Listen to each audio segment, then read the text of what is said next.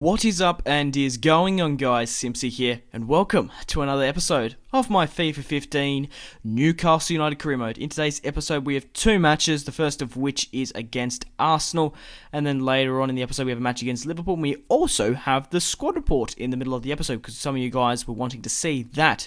Now guys, this is actually the second last episode of Season 1, but it is obviously Episode 8. Now, by the title of this series, it's just called the FIFA 15 career mode because I plan to do multiple seasons and probably do 3 seasons with Newcastle. I'd like to win the Premier League and the Champions League and then probably move on to another club because, I just want to continue this career mode and I just really want to continue with this save essentially until the end of FIFA 15. And then just continue with this career mode, and then obviously accept job offers and what not. So it is episode 8. And you might be thinking you're finishing season 1 within episode 9. What the hell? Now, mind you guys, I did do a massive 25-minute episode at the start of the season, and I do believe there was like 6-7 games in that match. So if you divide them up, it's actually not too bad finishing a career mode around about the 13th or the 12th episode a season. It's not too bad. So we do have a match here against Arsenal. Obviously, we did start off the scoring, and unfortunately for Arsenal, Mertesacker didn't there.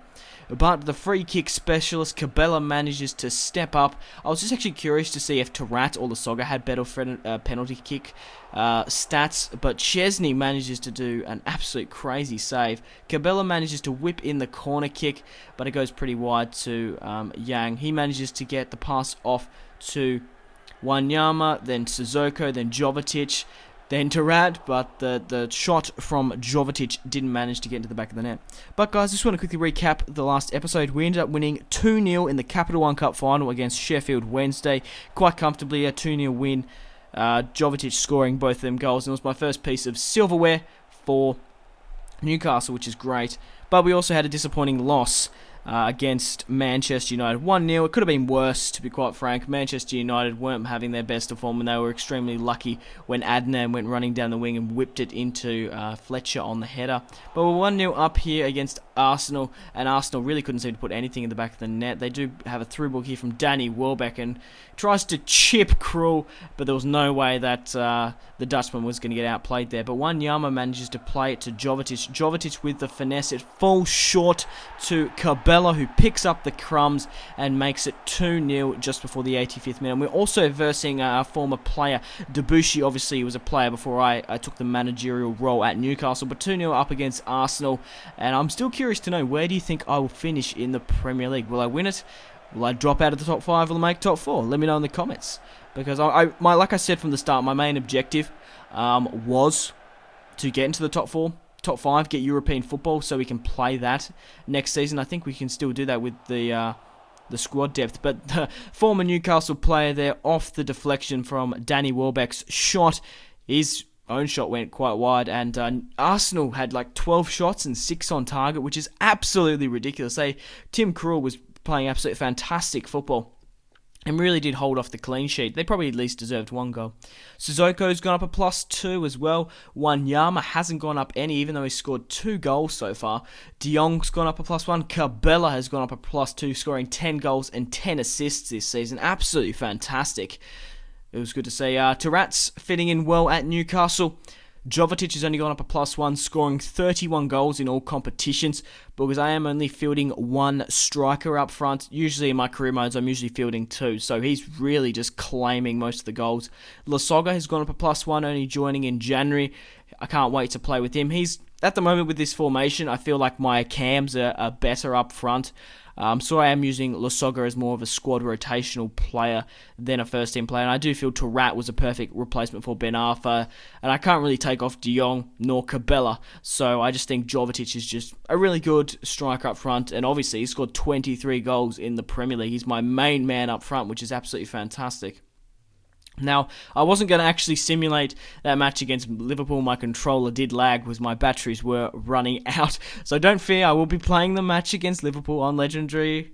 And luckily for me, it's a clear day. But this is Anfield. You will never walk alone. I really hate the Liverpool quote or motto, or what is it? Saying. Anyway, Liverpool aren't doing that well in this Premier League. They're just dipping out of the top 6, but Wanyama manages to get his shot off. But Daniel Sturridge also as well. We came closer than my audacious shot, but Daniel Sturridge manages to feed it to Joe Allen, and his shot got hooked pretty wide. But Liverpool were trying to get 3 points to get into that top 5 position. Obviously, we were a little bit sitting more comfortable with them. And Cabella on the counter-attack manages to cut back inside, has his shot off, but the defending was covering quite well. But Cabella manages to find Jovetic, nearly gets caught up there, manages to find Cabella again, but his shot just goes past Mingale. Coutinho, the young Brazilian, I'm surprised he didn't score there. It was really, really lucky for my two players to actually slip up, and he actually hit the post. Jovetic got hit through, sent through there. A decent through ball. It wasn't decent enough. Sturridge trying to create something with a long shot, pushes a corner kick, and Liverpool do get up there, and we managed to just save it. Sterling fired it straight at Krul. But I was actually quite surprised that we left this goal so late, and it was the free agent Lee Kun Ho, I do believe that's his, I can't remember his middle name, but he's Lee Ho in the 90th minute, manages to pick up another goal for us, and he's actually a really decent player. He's 71 overall, he's got 90 agility, 90 sprint speed, and like 90 acceleration or something ridiculous, so he's just a firehouse coming off the bench. We were going to sell him in January, but that transfer to QPR, it was to Crystal Palace, didn't actually go through, but it was the South Korean man to actually save us on the day, which is absolutely fantastic. 1-0 against Liverpool, and we also beat Arsenal earlier on the episode. So guys, thank you very much for watching if you watched all the way through. I really do appreciate it. Make sure to leave a like on this video, support this series and my channel, and I will be bringing out more career mode tomorrow for you guys. Thank you very much. Simpsy out.